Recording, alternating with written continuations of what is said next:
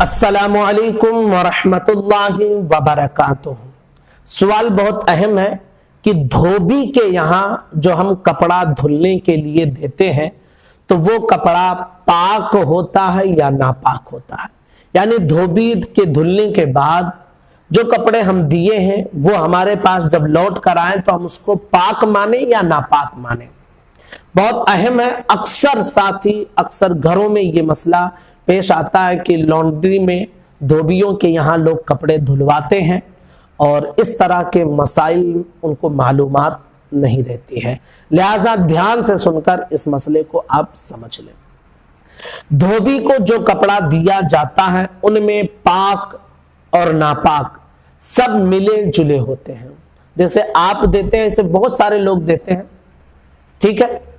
अगर सब पाक पाक ही है तो कोई मसला ही नहीं है, लेकिन मसला ऐसा भी रहता है कि पाक नापाक सब मिले हुए उसके यहाँ पहुंचते हैं तो अब कपड़ा पाक रहता है या नापाक रहता है।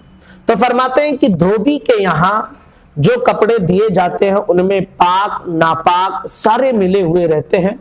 इसलिए धोबी के धोने के बाद उस कपड़े को पाक या नापाक होने की दो सूरतें होंगी।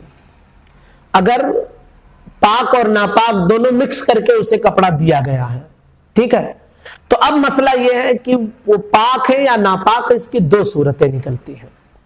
अगर सिर्फ पाक पाक दिया गया तब तो पाक ही है, अगर सिर्फ नापाक नापाक दिया गया तो फिर उसमें मसला होता है।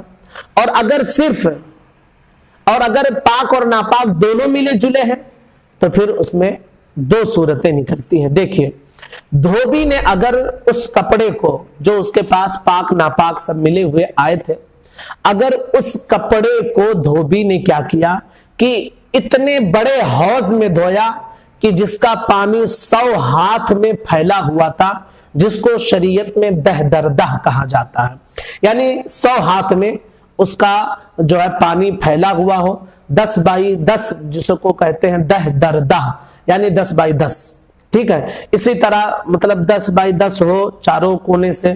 और इसको आसान लफ्जों में आप ये समझे कि उसका पानी 100 हाथ में फैला हुआ हो तो वो बहते हुए पानी के हुक्म में होता है।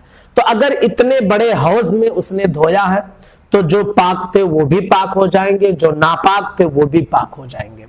इसी तरह अगर बहते हुए पानी में उसने कपड़े को धोया था तो सारे के सारे कपड़े पाक ही माने जाएंगे।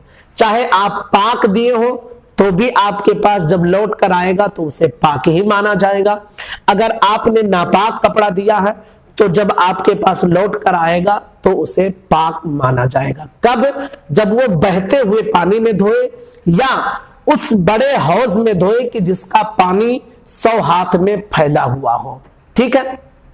और अगर ऐसा हुआ कि धोबी ने उन कपड़ों को जो पाक और नापाक सब मिले हुए थे उन कपड़ों को थोड़े पानी में धोता है, यानी जिसका पानी 100 हाथ में फैला हुआ नहीं रहता है या बहता हुआ पानी वो नहीं है, बल्कि एक कोई ड्रम मुरम है उसी में वो सारे कपड़े धो लेता है, तो अब इसके बारे में हुक्म यह है कि अगर वो कपड़े आपने पाक भेजे थे तो जब आपके पास वो लौट कर आएगा तो वो सारा आपको पाक माना जाएगा, सारा कपड़ा वो पाक रहेगा।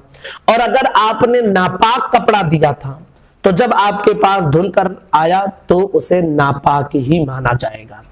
यानी अगर थोड़े पानी में धोबी कपड़ा धोता है तो फिर मसला यह कि आपने उसे पाक कपड़ा दिया था या नापाक दिया था। अगर आपने पाक दिया है तो आपका कपड़ा पाक माना जाएगा, अगर आपने नापाक दिया है तो आपका कपड़ा नापाक ही माना जाएगा। कब? जब वो 100 हाथ में फैले हुए पानी से कम पानी में धोता हो या बहते हुए पानी में ना धोता हो, एक छोटे ड्रम में या ऐसे ड्रम में कि जिसमें पानी 100 हाथ तक नहीं फैलता है, उससे कम ही रहता है, ऐसे ड्रम में धोता है तो फिर पाक कपड़े पाक माने जाएंगे, नापाक कपड़े नापाक माने जाएंगे। और अगर बहते हुए पानी में वो धोता है तो जो पाक है वो तो पाक ही रहेंगे और जो नापाक है वो भी पाक हो जाएंगे। और अगर सब नापाक कपड़े गए थे तो फिर आप जान लें कि अगर उसको बहते हुए पानी में या ऐसे पानी में धोया कि जो 100 हाथ तक फैला हुआ है तो वो नापाक कपड़े पाक हो गए। और अगर उसने थोड़े पानी में धोया जो 100 हाथ तक नहीं फैला हुआ था या बहता हुआ पानी नहीं था تو وہ کپڑا ناپاک ہی رہے گا۔ اس لیے دھوبی کے یہاں کوشش یہ کرے کہ ہر کوئی پاک کپڑا دے، ناپاک کپڑا نہ دے، کیونکہ بہت کم ہی ایسا ہوتا ہے کہ دھوبی اتنے بڑے حوض میں یا پھر بہتے ہوئے پانیوں میں لوگ دھوتے ہوں۔ تو امید کرتا ہوں کہ یہ مسئلہ آپ کی سمجھ میں آ گیا ہوگا۔ گزارش ہے اپنے تمام ساتھیوں تک اس کلپ کو شیئر کریں۔ السلام علیکم ورحمۃ اللہ وبرکاتہ۔